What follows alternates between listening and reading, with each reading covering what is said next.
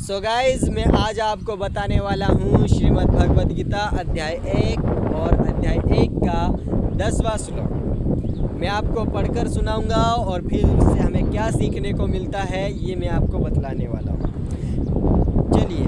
भीष्म पितामह द्वारा रक्षित हमारी वह सेना सब प्रकार से अजय है और भीम द्वारा रक्षित इन लोगों की यह सेना जीतने में सुगम है।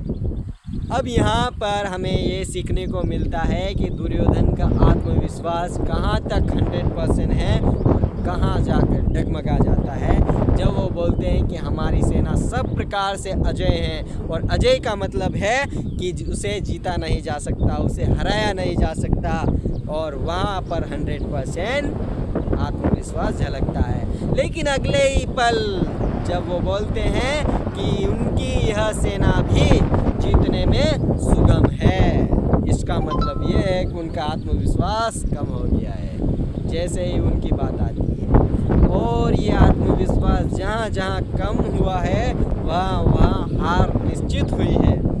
इसलिए मैं आपको कहता हूँ, जब भी किसी काम को हाथ में लो तो उसको 100% श्योर होकर लेना, वरना कभी अगर 1% भी आत्मविश्वास की कमी हो भीतर में तो उस काम को पकड़ना मत जब तक 100% ना हो जाए।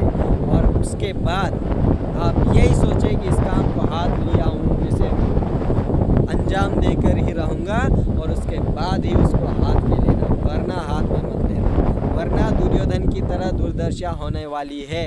क्योंकि दुर्योधन में आत्मविश्वास की कमी यहाँ झलकती है और यही आत्मविश्वास की कमी हम में भी झलकती है।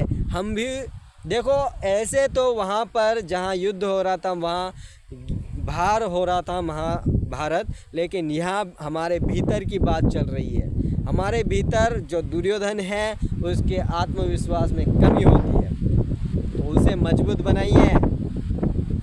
ठीक है।